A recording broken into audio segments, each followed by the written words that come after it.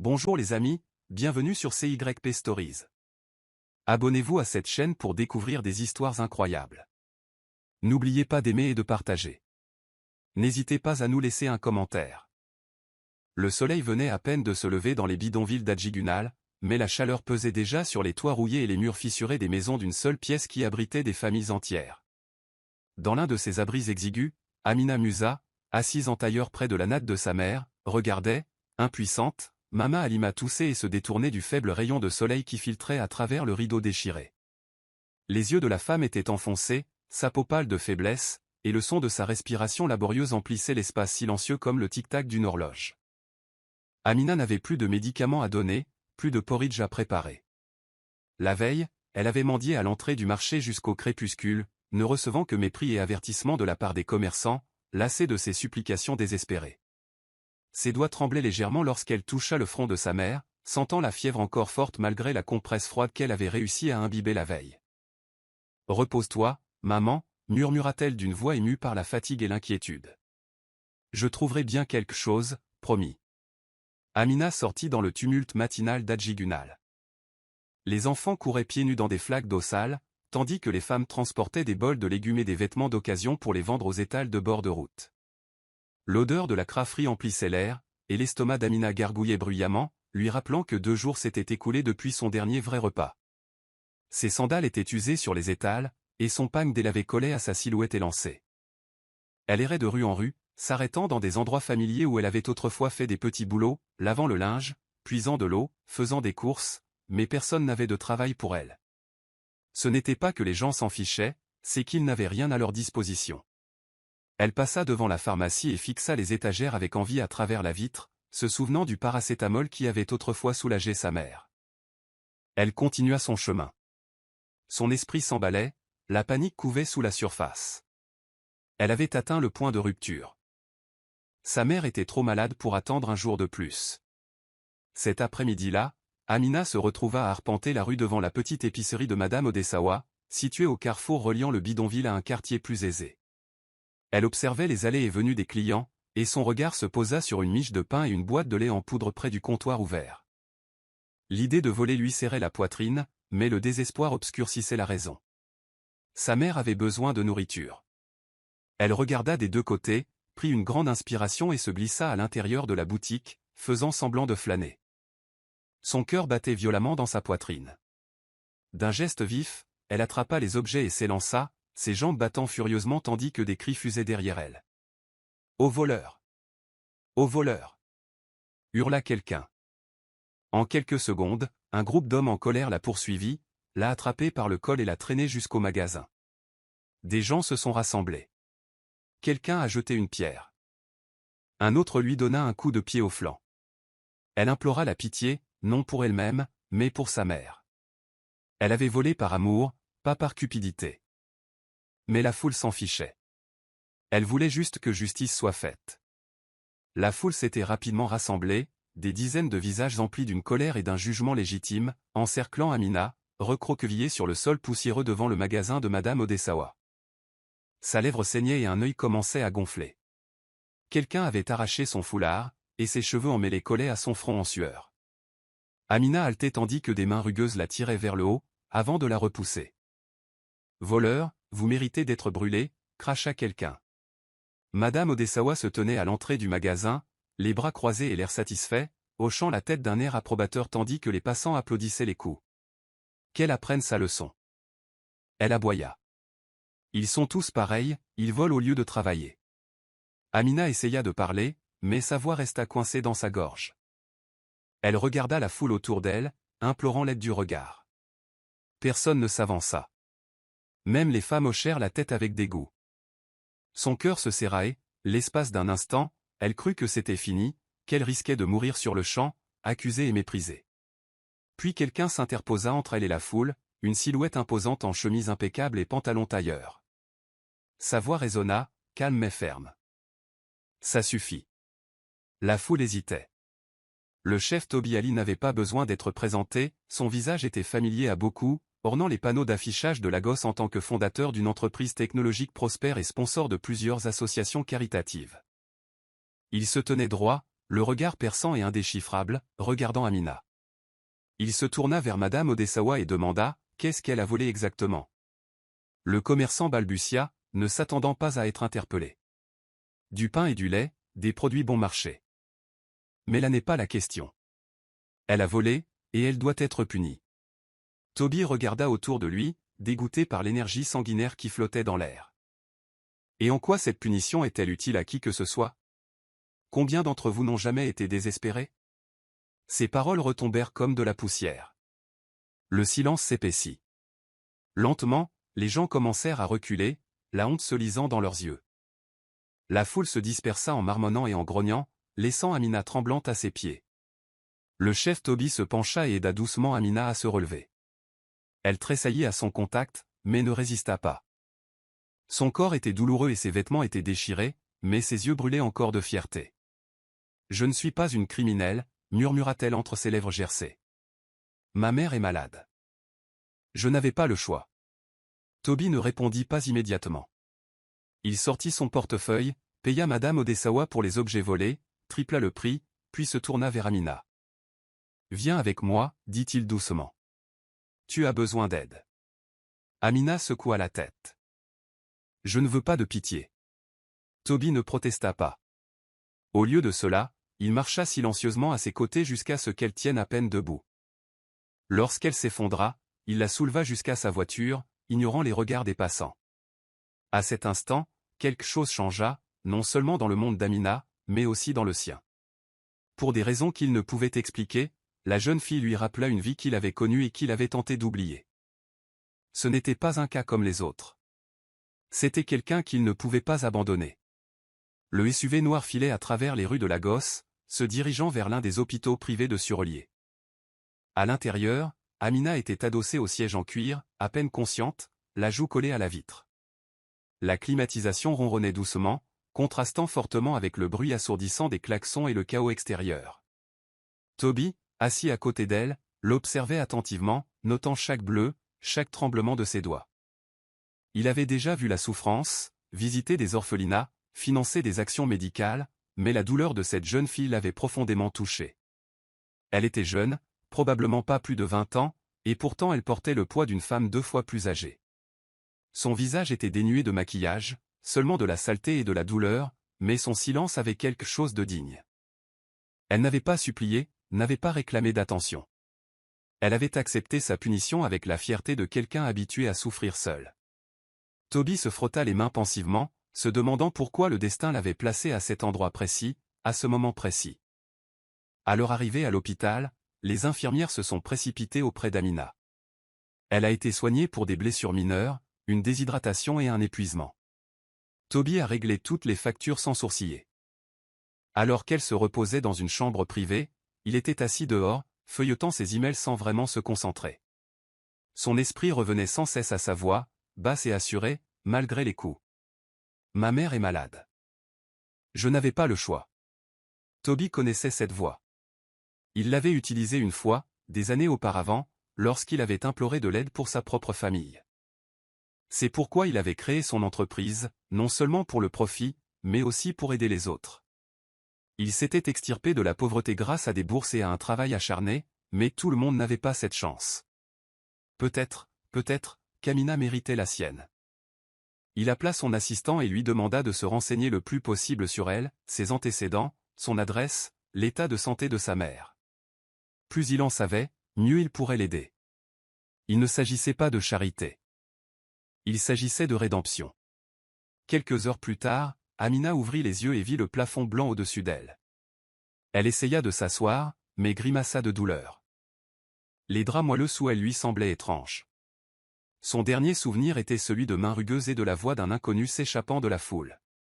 Elle était maintenant à l'hôpital, vivante et au chaud. Elle tourna la tête et le vit, le chef Toby, assis près de la fenêtre, l'air indéchiffrable. « Pourquoi m'aidez-vous » demanda-t-elle d'une voix rauque. Toby s'approcha lentement, les mains dans les poches. « Parce que tu ne méritais pas ce qui t'est arrivé. Et parce que j'ai vécu ça aussi. » Amina cligna des yeux, perplexe. Elle ne comprenait pas pourquoi quelqu'un d'aussi puissant se souciait de quelqu'un comme elle. Mais quelque chose dans son regard, quelque chose de doux et pourtant de ferme, lui disait qu'il ne mentait pas. Pour la première fois depuis des jours, elle se sentait en sécurité. Pas secourue, mais vue. Le lendemain matin, Amina était sortie de l'hôpital. Elle insista pour rentrer chez elle, aux grandes dames des médecins et de Toby lui-même. « Je ne peux pas rester ici. Ma mère est seule, » expliqua-t-elle fermement. Toby ne protesta pas, il proposa simplement de la reconduire lui-même. Le voyage jusqu'à Hadjigunel fut court, mais chargé d'émotions. Toby remarqua les rues défoncées, les enfants pieds nus, les tas d'ordures éparpillés le long des étroits caniveaux. C'était un monde qu'il avait depuis longtemps quitté, mais qu'il n'avait jamais oublié. À leur arrivée, Amina le guida à travers le dédale de baraquements jusqu'à une porte en bois délavé, suspendue à des gonds rouillés. À l'intérieur, Mama Halima dormait, le visage baigné de sueur, le corps tremblant sous un pagne usé. Toby resta figé une seconde, surpris par la petite taille et la fragilité de la femme. L'air était étouffant dans la pièce, le ventilateur de plafond éteint depuis longtemps. « C'est chez toi ?» demanda-t-il doucement. Amina hocha la tête. « C'est tout ce que nous avons. » Toby resta immobile tandis qu'Amina tombait à genoux et secouait doucement sa mère pour la réveiller. « Maman, je suis là. J'ai amené quelqu'un pour te voir. » Maman Halima fixait lentement l'inconnu, clignant des yeux. Sa voix était faible mais chaleureuse. « Tu as amené un visiteur ? Que se passe-t-il » Amina expliqua tout, le vol, la foule, l'hôpital et comment cet homme l'avait sauvé. Les yeux de Mama Halima se remplirent de larmes. Elle prit la main de Toby avec gratitude. « Que Dieu vous bénisse, monsieur. J'ai prié pour qu'il m'aide, et il vous a envoyé. » Toby sentit quelque chose remuer en lui, une douleur qu'il n'avait pas ressentie depuis des années. Ce n'était plus seulement une question de charité. C'était une affaire personnelle. « Tu as besoin de soins appropriés, » dit-il doucement. « Elle a besoin d'une meilleure alimentation, d'eau potable, de médicaments. Et toi, tu as besoin de respirer. » Amina ne répondit pas immédiatement. Elle fixait le sol, la fierté luttant contre la gratitude. Accepter de l'aide lui semblait une faiblesse, mais la refuser pouvait coûter la vie à sa mère. Après un moment de silence, Amina croisa enfin le regard de Toby. « Je ne veux pas d'aumône. Mais si tu me donnes une chance de travailler pour ça, je prendrai n'importe quoi. Aide simplement ma mère à aller mieux. » Toby hocha la tête, impressionné par sa détermination. « Bien, » dit-il. « Alors commençons par ça. J'enverrai un médecin demain pour organiser les provisions. Après, on parlera d'un plan à plus long terme. » Amina laissa échapper un soupir tremblant, les épaules affaissées de soulagement. Elle ignorait ce que l'avenir lui réservait, mais pour la première fois depuis des années, elle n'avait pas l'impression d'être dans un tunnel sans fin. Quelqu'un l'avait vue. Quelqu'un avait choisi de ne pas détourner le regard.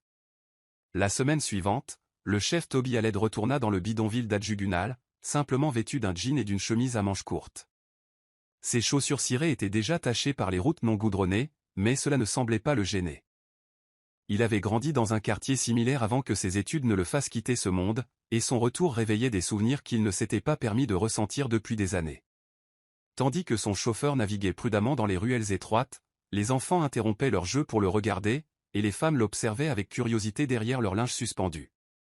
Amina lui avait envoyé l'itinéraire exact par SMS le matin même, à côté du kiosque bleu sur lequel était écrit « Dieu et Abel ».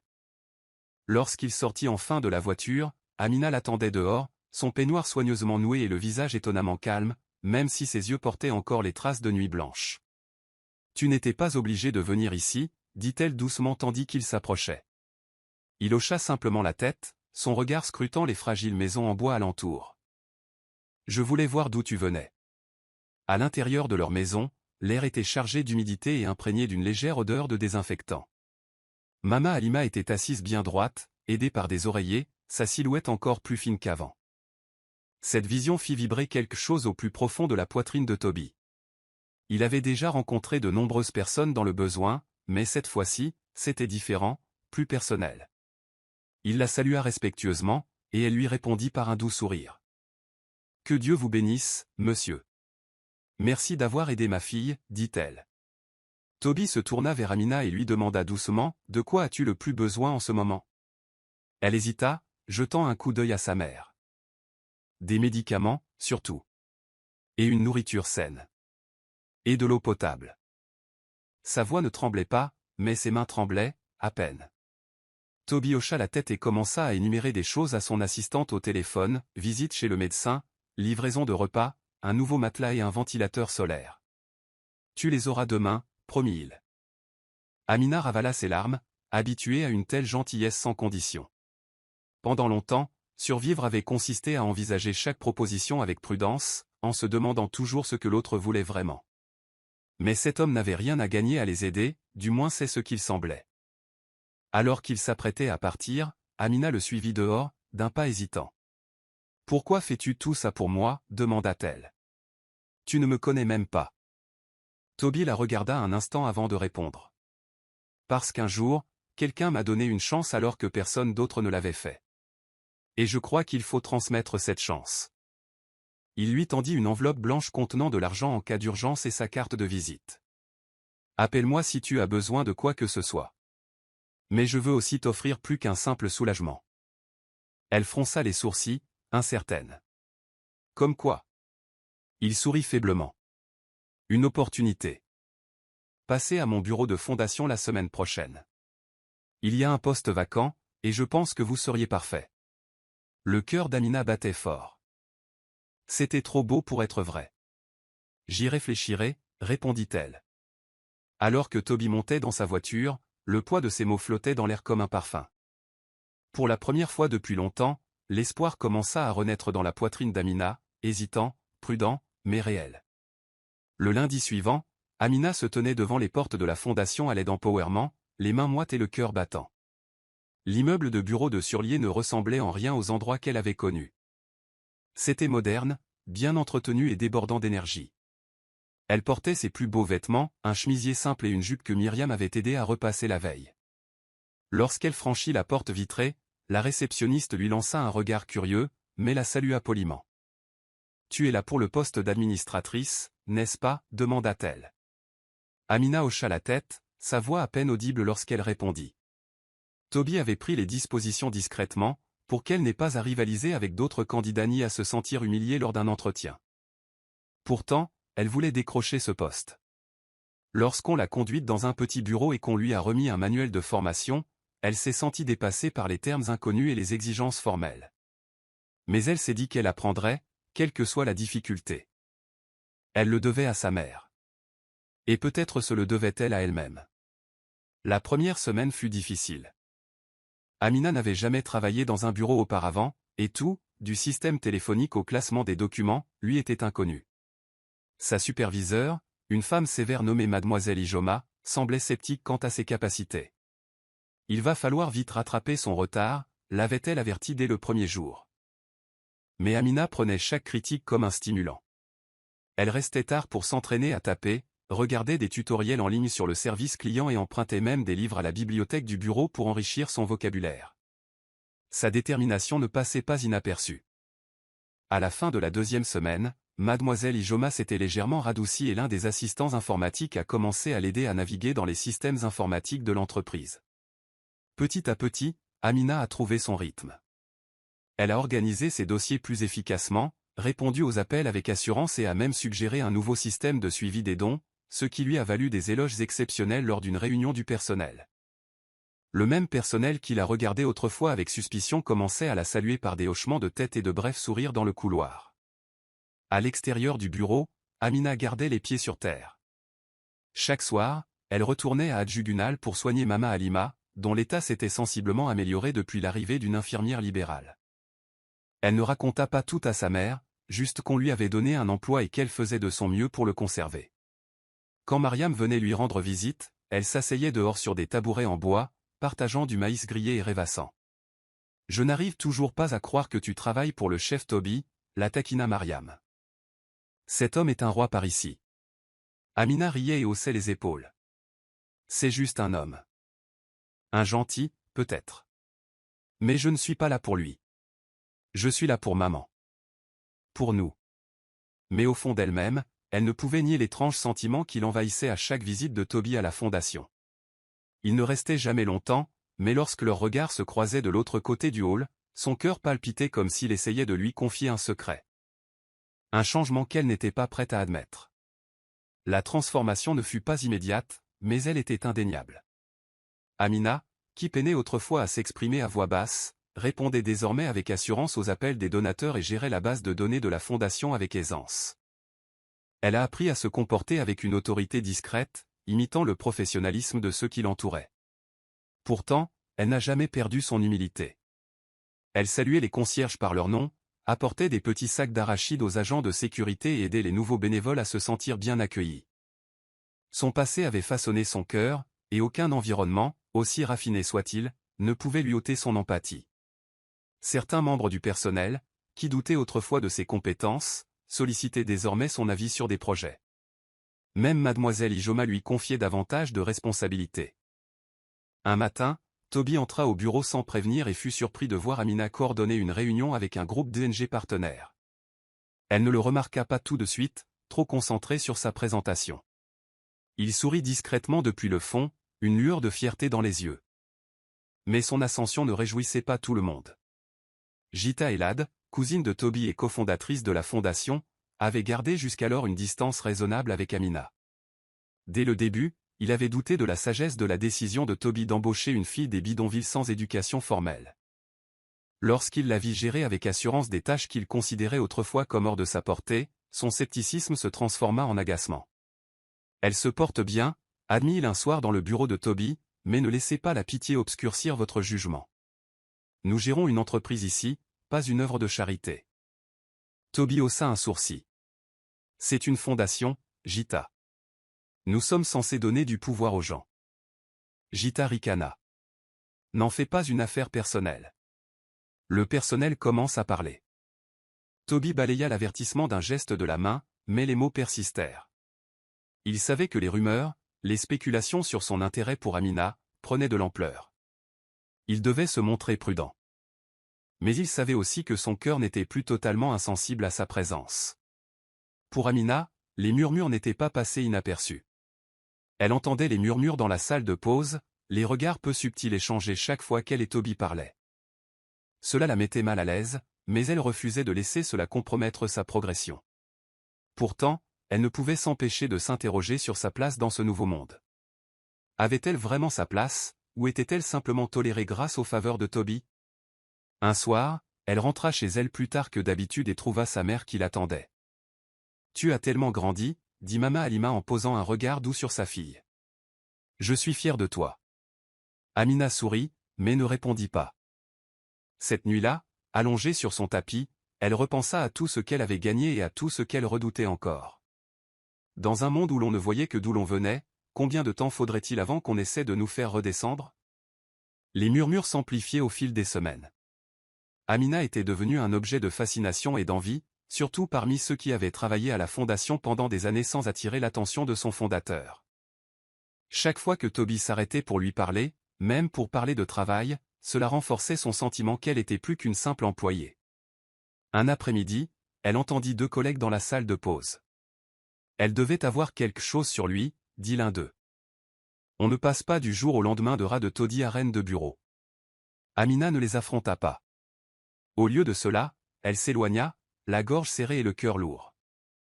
La douleur de ces mots lui était familière, comme une vieille blessure qui se rouvrait. Malgré tous ses efforts, certains ne verraient jamais au-delà de son passé. Mais elle se remémorait le sourire de Mama Halima, les progrès qu'elles avaient accomplis et la dignité qu'elle retrouvait chaque jour. Pendant ce temps, Gédé a pris l'initiative d'avertir directement Toby. « Tu risques ta réputation », a-t-il déclaré lors d'une réunion du conseil d'administration. « Tu as des investisseurs. Accompagner l'image à défendre. Cette fille ne correspond pas à notre monde. » Toby se laissa aller dans son fauteuil, imperturbable. « Tu veux dire qu'elle ne correspond pas à ton image du succès ?» La mâchoire de Gédé se serra. « Les gens parlent. Les membres du conseil d'administration posent déjà des questions. Ils pensent que vous êtes aveuglé par la sympathie. Ou pire, par les sentiments. » L'expression de Toby se durcit. « Laissez-les parler. Je ne m'excuserai pas d'avoir aidé quelqu'un qui le mérite. » Pourtant, après le départ de Gédé, Toby se surprit à réfléchir à la vérité cachée dans les accusations de son cousin.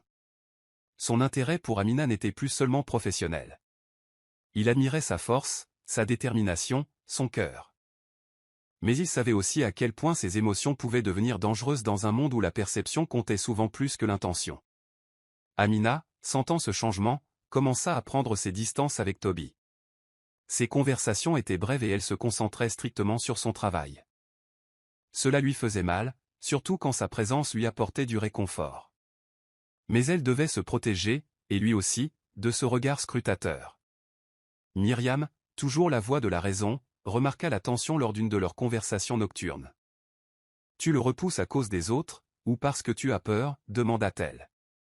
Amina fixa la lueur vacillante de la bougie avant de répondre. « Les deux, peut-être. » Elle ne voulait pas devenir un fardeau ni un exemple à suivre. Elle voulait gagner sa place, pas seulement la recevoir.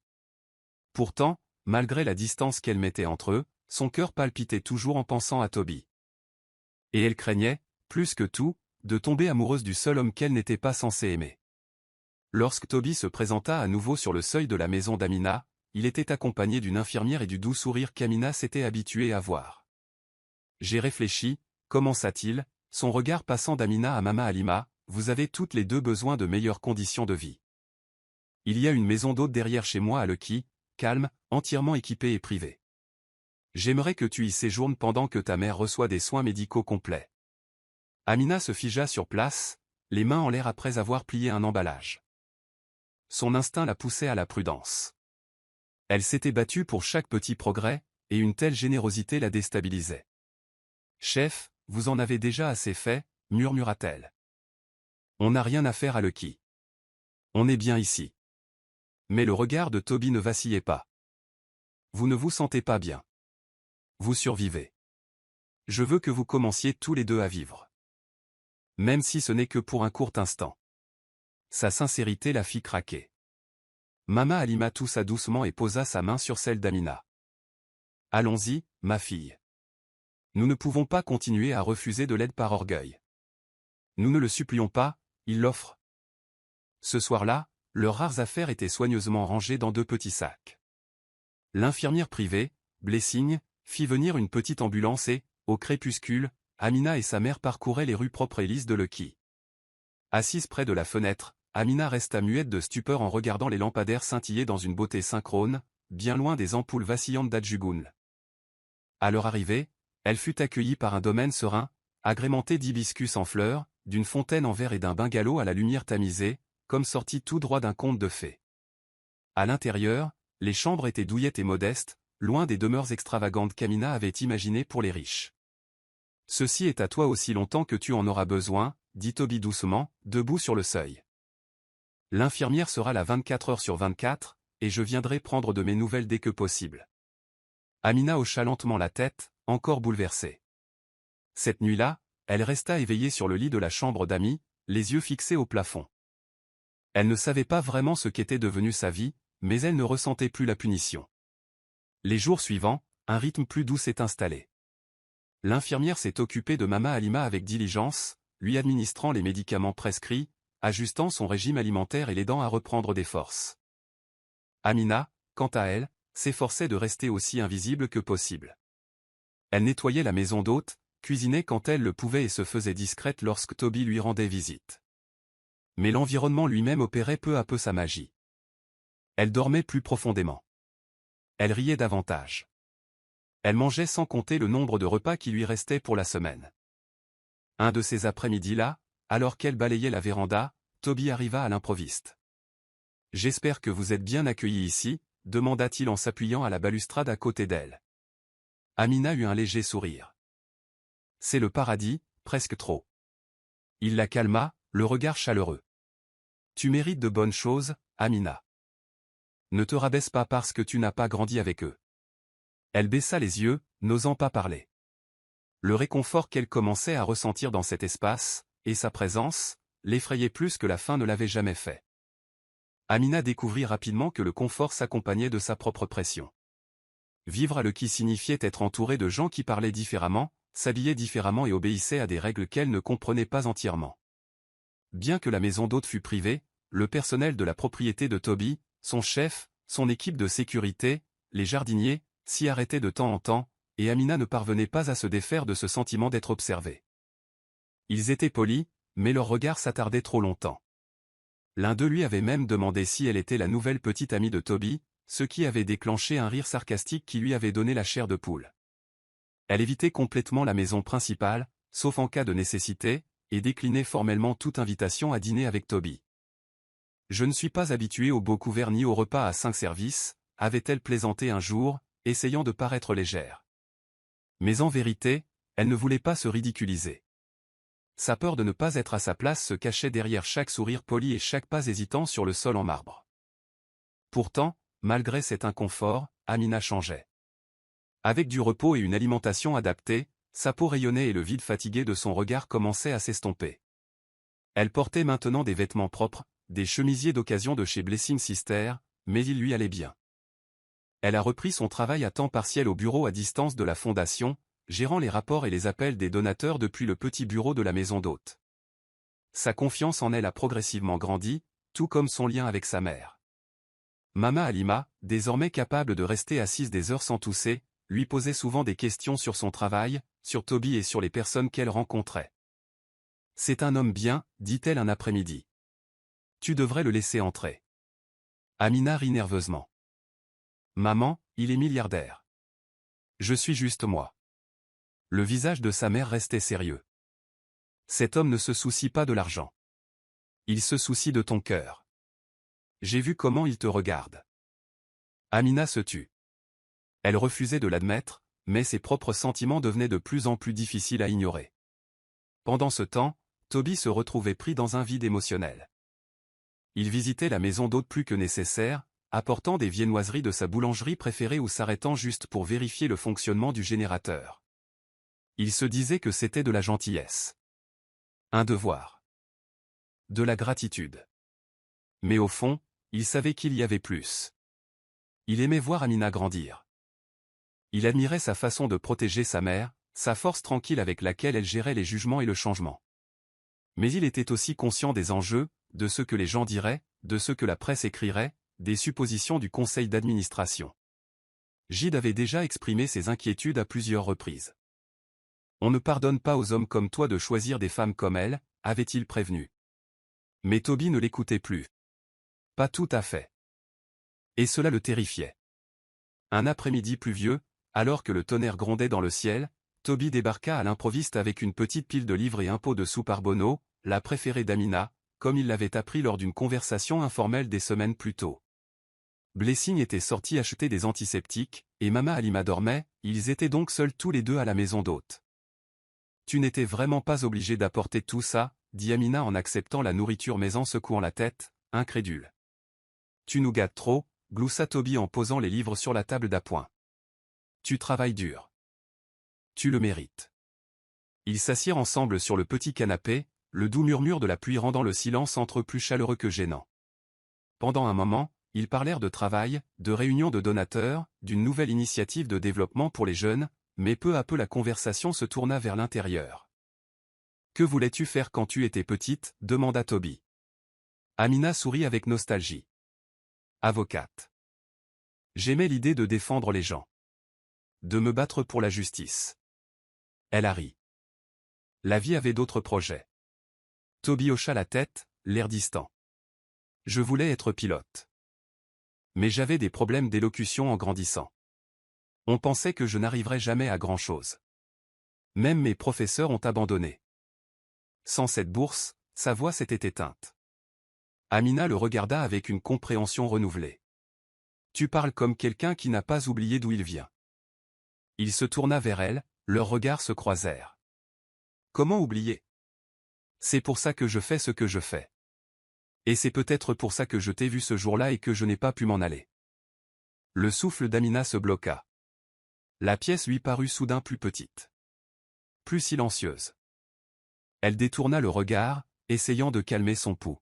« Tu as changé ma vie, » murmura-t-elle. « Mais je ne veux pas être juste quelqu'un que tu as sauvé. Je veux me débrouiller seul. » Toby tendit lentement la main et lui toucha la sienne. « Je sais. Et c'est précisément pour ça que je t'admire. » L'air entre eux s'épaissit, empli d'un silence. Aucun d'eux ne bougea, aucun ne parla, jusqu'à ce que la porte d'entrée grince et que la bénédiction revienne, leur annonçant son retour. Amina retira doucement sa main et se leva, les joues rouges. Toby comprit le message et se leva à son tour. « Je devrais y aller, dit-il. Mais parlons-en plus bientôt. En dehors du travail. Entre amis. » Amina ne répondit pas immédiatement. Elle le raccompagna jusqu'à la porte, le cœur battant.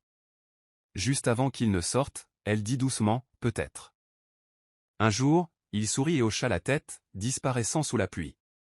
Cette nuit-là, Amina ne dormit pas facilement. Son esprit était rempli de questions auxquelles elle ne pouvait répondre et de sentiments qu'elle ne pouvait plus nier. De retour à la fondation, Gédé Khaled commençait à se sentir de plus en plus à sa place dans son propre domaine. Toby était toujours le visage de l'organisation, mais c'était Amina que tout le monde évoquait désormais avec admiration.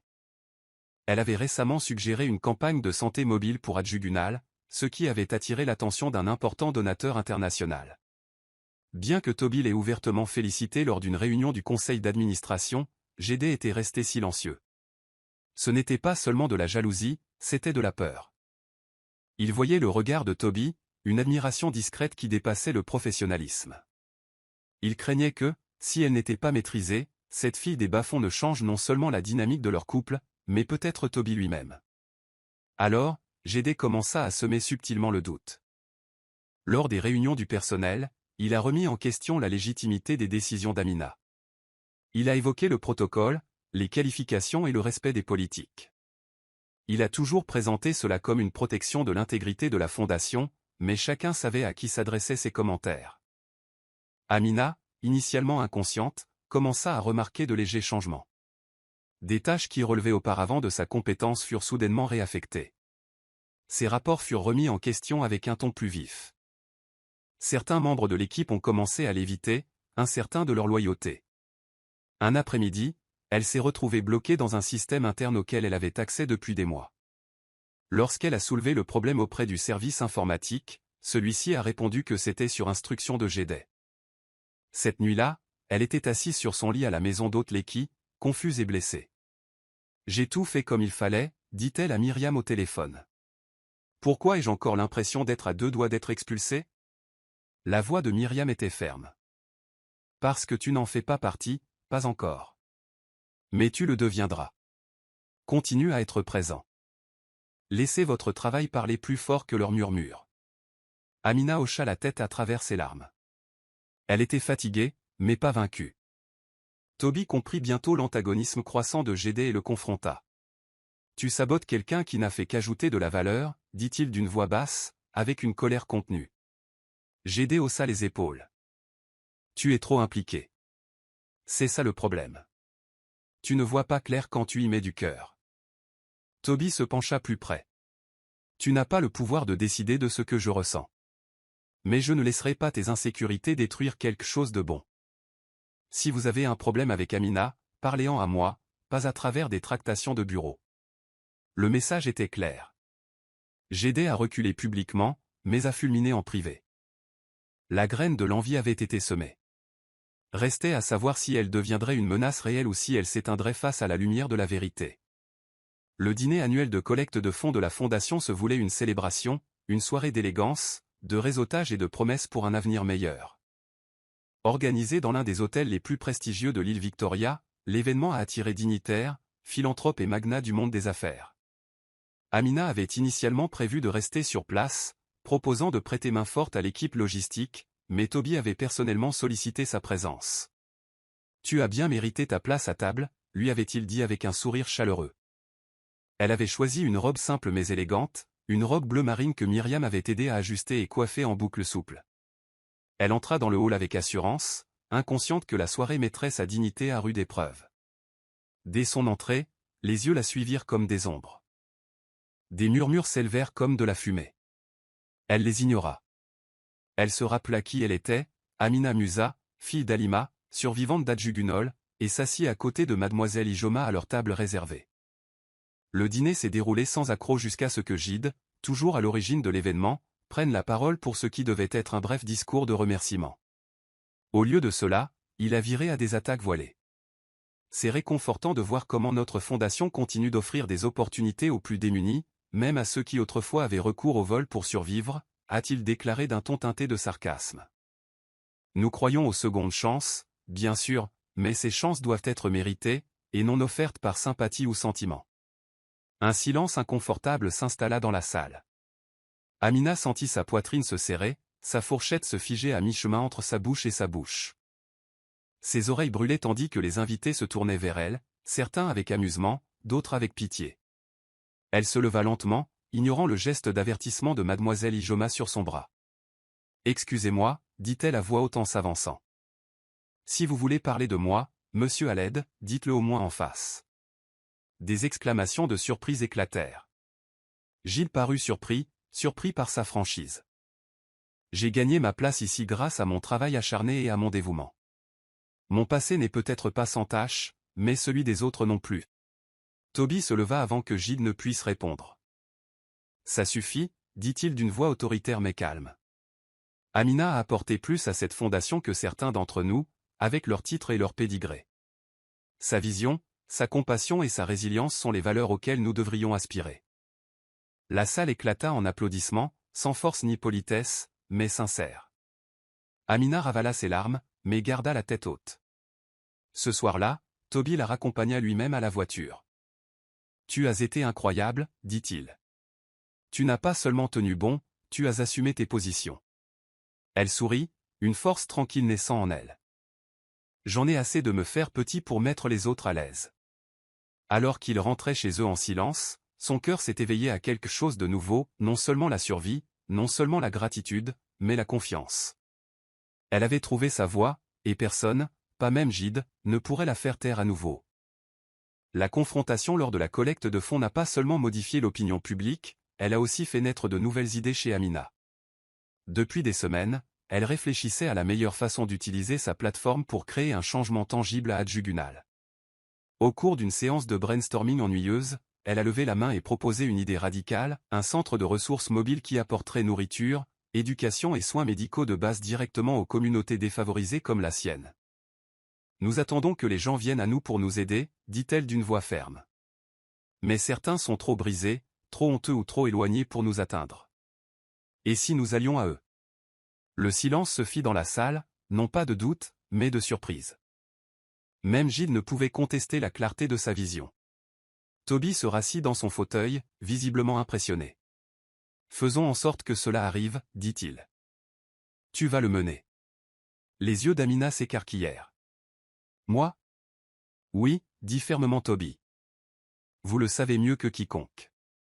L'initiative a été lancée 3 semaines plus tard sous le nom de Projet Restauration. Elle a débuté avec une camionnette équipée de fournitures médicales, de denrées non périssables et de tablettes préchargées d'applications éducatives. La camionnette effectuait des visites hebdomadaires à Adjugunal et dans les communautés voisines. Amina est devenue l'égérie du projet, non seulement administrativement, mais aussi sur le terrain. Elle tenait les bébés pendant que les mères recevaient des examens médicaux gratuits, aidait les enfants à utiliser les applications d'apprentissage et s'assurait que les personnes âgées recevaient des repas chauds. Son authenticité a attiré l'attention des médias, qui ont commencé à publier des reportages sur son parcours, depuis son arrestation pour vol de pain jusqu'à sa fonction actuelle de responsable du développement communautaire. Toby l'observait de loin, de plus en plus captivé, non seulement par sa beauté, mais aussi par son dynamisme. Elle ne se contentait pas de parler de changement, elle le vivait.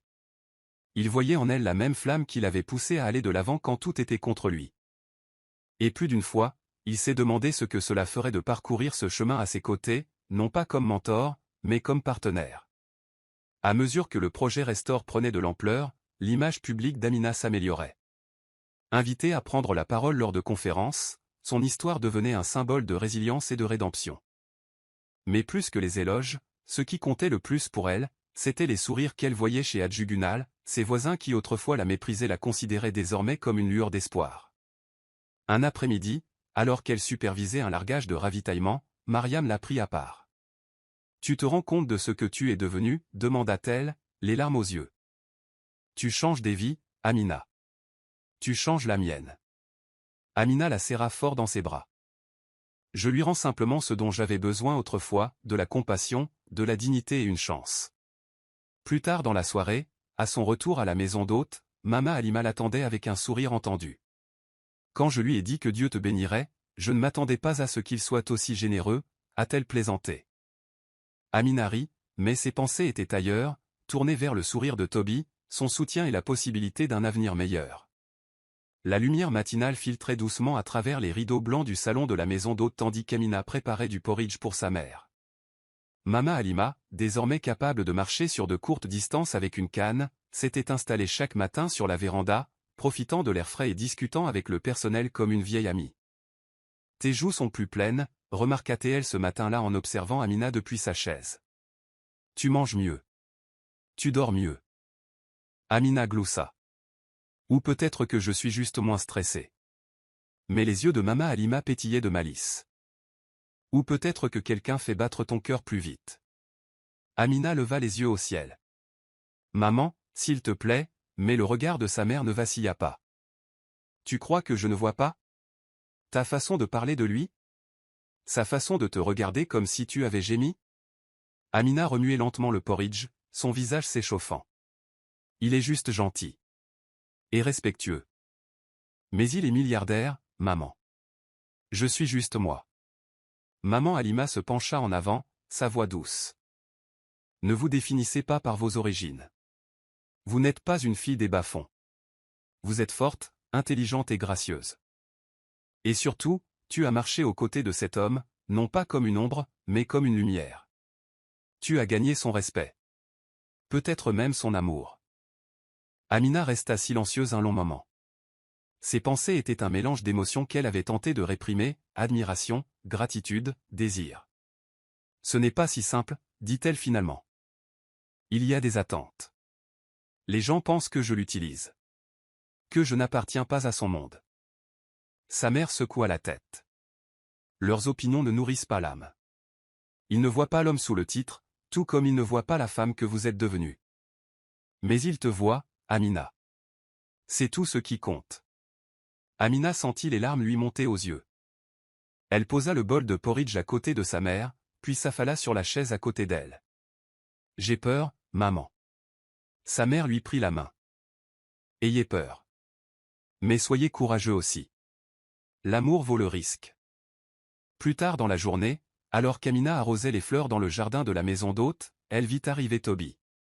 Il ne portait pas de costume ce jour-là, juste un jean et un t-shirt noir, décontracté et élégant. Il s'avança vers elle avec un sourire prudent. « J'étais dans le quartier, dit-il. » Elle rit. « Tu habites dans ce quartier. » Il haussa les épaules d'un air enjoué. Nos conversations me manquaient. Ils parlèrent un moment de travail, de projets de restauration et de projets pour la fondation. Mais sous leurs mots, l'air était chargé de tout ce qui n'avait pas été dit. Au moment de partir, Toby se tourna vers elle. « J'aimerais te demander quelque chose. Mais j'attendrai que tu sois prêt. » Amina le regarda partir, le cœur en proie à une tempête silencieuse. Elle ignorait ce que le lendemain lui réservait. Mais aujourd'hui, elle commençait enfin à croire qu'elle méritait tout l'amour et la joie qui l'attendaient. La tempête avait commencé avec une photo, prise sous le mauvais angle, au mauvais moment, par quelqu'un avec de mauvaises intentions. On y voyait Toby et Amina dans le jardin, la main de Toby effleurant la sienne tandis qu'il riait. En quelques heures, l'information était en ligne, partagée par un blog local de Potin, avec un titre criant « Le milliardaire Toby Haled surpris en train de vivre une histoire d'amour secrète avec une ancienne fille des bidonvilles ». La réaction fut rapide et impitoyable. Les commentaires étaient remplis de vitriol. « Une chercheuse d'or », a écrit une personne. Elle en veut clairement à son argent. Une autre a ajouté qu'il ruine sa marque pour une œuvre caritative. L'affaire s'est répandue comme une traînée de poudre. Dès le lendemain matin, les médias grand public s'en étaient emparés. Même les principaux actionnaires de l'entreprise technologique de Toby convoquaient des réunions d'urgence. « Ce n'est pas bon pour les affaires », a déclaré sans détour un membre du conseil d'administration. « Vos choix personnels affectent désormais notre image publique. » À l'intérieur de la fondation, la tension était palpable. Les membres du personnel évitaient tout contact visuel avec Amina, et certains chuchotaient même à son passage. Jedi, opportuniste jusqu'alors, profita de l'occasion pour faire avancer ses projets. « Je t'avais prévenu », dit-il à Toby lors d'une réunion du conseil d'administration. « Elle est une distraction. Le récit est hors de contrôle. Si vous tenez à cette entreprise, vous mettrez de la distance entre vous. Toby écoutait, le visage impassible. Mais lorsqu'il rencontra Amina plus tard dans la journée, son cœur était lourd. « Je suis vraiment désolé que cela arrive, dit-il. Je n'ai jamais voulu que tu sois entraîné là-dedans. » Amina se tenait droite, même si son cœur lui faisait mal. « Je savais que ça pouvait arriver. Je ne pensais pas que ça ferait si mal. » Elle marqua une pause. « Si prendre du recul peut protéger ce que tu as construit, je le ferai. » Mais Toby secoua la tête. « Non.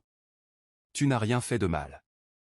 Je ne te demanderai pas de disparaître pour protéger mon ego. » Mais le mal était fait. Il prit une décision qui, pensait-il, les protégerait tous les deux. Il a temporairement démissionné du conseil d'administration de son entreprise, publiant une déclaration qui a provoqué une onde de choc dans le monde des affaires. La presse a qualifié l'affaire de scandale, mais Toby l'a présentée comme une question de principe. « Je maintiens mes décisions et je soutiens Amina Musa », pouvait-on lire dans sa déclaration. « Si la protéger implique de me retirer, je le ferai la tête haute. » Ces mots sont devenus viraux. Certains ont salué son courage. D'autres se moquaient de sa bêtise. Mais pour Amina, c'était plus qu'un geste public, c'était une preuve. La preuve qu'elle n'était pas qu'un cas de charité. Que ses sentiments étaient sincères. Et pourtant, en regardant sa conférence de presse depuis la maison d'hôte, son cœur se brisa. Il se sacrifiait tant pour elle. Trop. Elle ne pouvait pas le laisser tout perdre. Pas à cause d'elle. Le lendemain de la tempête médiatique, Toby entra dans la salle du conseil d'administration de la fondation et déposa sa lettre de démission sur la table. Un silence de mort s'abattit sur la salle. « Ce n'est pas une défaite », commença-t-il en regardant chaque membre du conseil dans les yeux. « Je me retire d'une conversation qui devrait porter sur un objectif précis, et non sur des ragots. J'ai besoin de temps pour réfléchir et je dois protéger ce que nous avons construit de l'ombre du bruit. » Personne n'a parlé. Gédé s'éclaircit la gorge, mais Toby leva la main. « Ce n'est pas définitif. Je reviendrai quand l'attention se portera à nouveau sur notre mission. Pour l'instant, Amina dirigera le projet Restauration de manière indépendante. Je lui fais entièrement confiance. » Sur ce, il sortit, le cœur plus lourd qu'il ne l'avait imaginé. Plus tard, seul dans son bureau, il contemplait la silhouette de la gosse, se demandant si agir comme il se doit ne lui avait pas coûté plus cher qu'il ne pouvait le supporter. Il n'avait pas parlé à Amina depuis son annonce, incertain de ce qu'elle penserait de son sacrifice. Pendant ce temps, Amina était dévastée. Depuis la maison d'hôte, elle observait la déclaration de Toby, les larmes aux yeux. Elle n'arrivait pas à croire qu'il avait pris une décision aussi radicale, pour elle. Pour eux. La culpabilité pesait lourdement sur elle, et elle passa la journée à faire les 100 pas, incapable de se concentrer sur autre chose. Quand Mama Halima lui demanda ce qui n'allait pas, elle avoua tout. « Il a abandonné tout ce pourquoi tu as travaillé pour me protéger, » dit-elle d'une voix brisée. « Et maintenant, le monde pense que je l'ai ruiné. » Sa mère la serrait contre elle. « Alors, ne laissez pas ça finir comme ça. Tu as désormais une voix. Utilise-la. » Cette nuit-là, Amina resta éveillée pour élaborer un plan. Elle n'allait pas laisser Toby se faire déchirer par des gens qui ignoraient leur vérité. Elle était restée silencieuse assez longtemps, cachée dans l'ombre de sa peur et du jugement des autres. S'il pouvait se battre pour elle, alors elle se battrait pour lui. Le lendemain matin, elle s'est rendue dans le bureau d'un journaliste réputé qui l'avait précédemment interviewé pour le projet Restore. « Je veux rétablir les faits », a-t-elle déclaré. Pas de relations publiques, pas de manipulation. La vérité, tout simplement. Avec l'aide du journaliste, une conférence de presse a été organisée en quelques jours. Des invitations ont été envoyées à tous les principaux médias. L'équipe de la fondation occupait les premiers rangs, la curiosité et l'attention palpable. Lorsqu'Amina monta sur scène, vêtue d'un simple chemisier et d'une jupe, elle afficha tout l'éclat de la femme qu'elle était devenue, forte, assurée et intrépide. Elle prit une grande inspiration et commença. « Je ne suis pas une chercheuse d'or. Je ne suis pas un scandale. Je suis une femme qui a eu faim au point de voler de la nourriture, mais qui a trouvé grâce là où elle ne l'attendait pas, auprès d'un homme qui a perçu mon humanité là où personne d'autre ne l'a fait. » Le silence se fit dans la salle, et tous les regards se tournèrent vers elle. Amina poursuivit son discours avec une détermination calme, la voix s'élevant à chaque mot, non pas par colère, mais par clarté. Le chef Toby Haled m'a donné une chance, non pas parce que j'étais pauvre, mais parce qu'il voyait un potentiel que je ne voyais pas en moi. Tout ce que je suis devenu depuis, je l'ai gagné au travail. J'ai étudié, servi, fait des sacrifices. Et oui, je l'aime, mais pas pour ce qu'il a.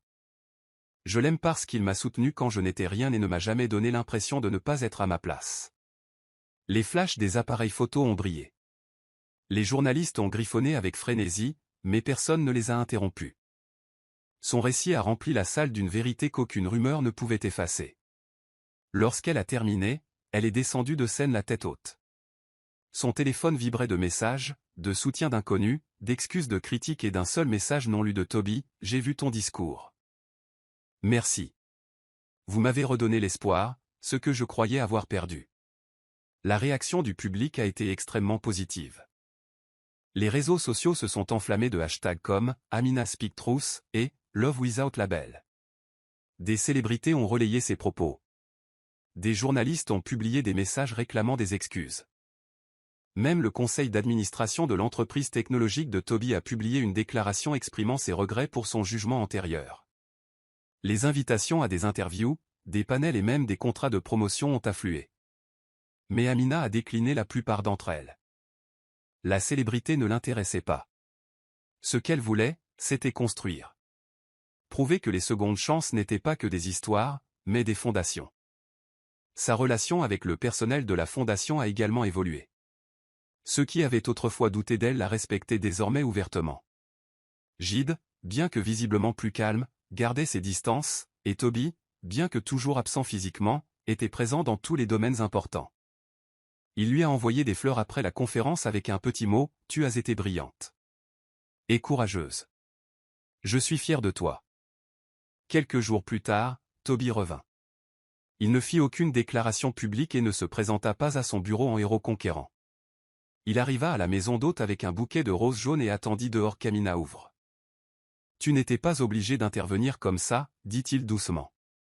Mais je te suis reconnaissante. » Amina sourit, les yeux embués d'émotion. « Je ne pouvais pas te laisser porter tout ça tout seul. Je l'ai déjà fait pour maman. Je ne le referai pas pour quelqu'un que j'aime. » Il cligna des yeux à ces paroles. « Tu m'aimes ?» Elle hocha la tête. « Oui. Je le veux. » Il s'avança et lui prit doucement le visage entre ses mains. « Alors laisse-moi t'aimer aussi, Amina. Non pas par pitié ou par protection, mais parce que je veux construire quelque chose de vrai avec toi. » Elle hocha de nouveau la tête, et tandis que leurs lèvres se rencontraient dans un doux baiser d'affirmation, la tempête qui avait autrefois menacé de les noyer commença enfin à s'apaiser. Leur relation s'épanouit non pas dans des gestes grandioses, mais dans des moments de calme et de recueillement. Toby n'a pas immédiatement repris la direction de son entreprise. Il a préféré se concentrer sur la fondation, travaillant en étroite collaboration avec Amina à l'expansion du projet Restore. Ensemble, ils ont visité des communautés, pris la parole lors d'événements et pris des décisions d'égal à égal. Les médias, tout en restant intéressés par leur parcours, se montrèrent plus respectueux, voyant en eux un partenariat fondé sur le respect mutuel plutôt que sur le scandale. Pour Amina, la transition vers l'amour public ne se fit pas sans difficulté. Elle connut encore des moments d'insécurité, des questions qu'elle se posait dans l'obscurité, lorsque le monde était silencieux. Suis-je suffisante pour lui? Pourrais-je vraiment m'intégrer à son monde pour toujours? Mais chaque fois que ces doutes surgissaient, Toby était là, lui rappelant, non pas par des mots, mais par des actes, qu'elle ne se contentait pas de se suffire à elle-même, qu'elle était tout. Le rétablissement de Mama Halima fut un autre miracle dans leur vie. Grâce à un meilleur traitement, à une meilleure alimentation et à une meilleure kinésithérapie, elle marchait désormais avec stabilité et avait même commencé à faire du bénévolat dans un centre local de soutien aux femmes. Un jour, alors qu'il l'emménageait dans un bungalow douillet, dans un quartier sur mais modeste, non loin de la résidence commune d'Amina et Toby, elle prit sa fille à part. « Tu m'as donné plus d'années à vivre, Amina. Mais surtout, tu m'as apporté la paix. » Amina la serra fort dans ses bras, le cœur rempli. « Tu m'as donné de la force, maman. Tout ce que je suis, tu me l'as appris. » L'instant était doux amer. Ils avaient parcouru un si long chemin depuis ces jours de faim et de désespoir, et maintenant ils se tenaient face à un avenir construit avec amour, patience et persévérance. La douleur du passé n'avait pas disparu, mais elle avait trouvé sa place dans les fondations de ce qu'ils étaient en train de devenir. Plus tard dans la semaine, à l'ombre d'un jacaranda dans leur propriété commune, Toby sortit une petite boîte. « Je n'ai pas besoin d'un événement prestigieux ni d'une approbation publique, dit-il, mais je veux quelque chose d'officiel entre nous. » Amina ouvrit la boîte et trouva une alliance en argent simple mais élégante. « Ce n'est pas une question de richesse, a-t-il poursuivi. C'est une question d'intention. Je veux construire une vie avec toi, une vie ancrée dans le sens et la grâce. Veux-tu m'épouser, Amina ? » Elle n'hésita pas. « Oui, » murmura-t-elle d'une voix tremblante. « 1000 fois oui. » Ce soir-là, alors qu'elle partageait le dîner avec Mama Halima et Mariam, les rires emplirent la maison comme une musique. En regardant autour d'elle, Amina réalisa que c'était là tout ce qu'elle avait toujours désiré, non pas la richesse ni le pouvoir, mais une famille, la dignité et un amour qui la comblaient pleinement. Un an plus tard, Amina se tenait derrière le podium lors de l'inauguration du centre d'alimentation et d'autonomisation Amina Musa à Hadjigunal. Le soleil brillait au-dessus d'elle, mais rien ne pouvait ternir sa joie.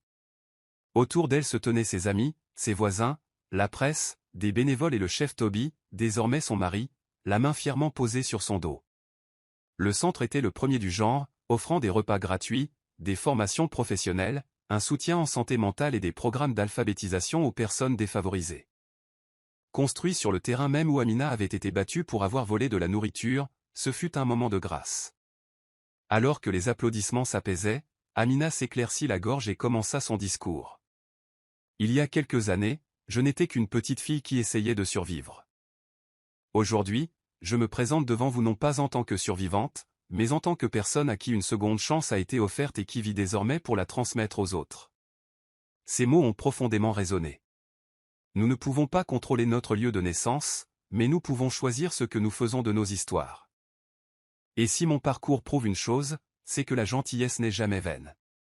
Un homme m'a vu au plus bas et a choisi de ne pas s'éloigner. Grâce à lui, et parce que j'ai retrouvé confiance en moi, ce centre existe. Pas seulement pour nourrir, mais pour élever. Pas seulement pour donner, mais pour donner du pouvoir. Les larmes brillaient dans les yeux de nombreuses personnes présentes, surtout de ceux qui l'avaient connu, qui l'avaient vu lutter, tomber, puis se relever. Que ce lieu nous rappelle, conclut-elle, que l'espoir réside dans les recoins les plus sombres. Et que chacun d'entre nous, aussi pauvre, brisé ou oublié soit-il, mérite une seconde chance. En descendant de scène, Toby la serra chaleureusement dans ses bras.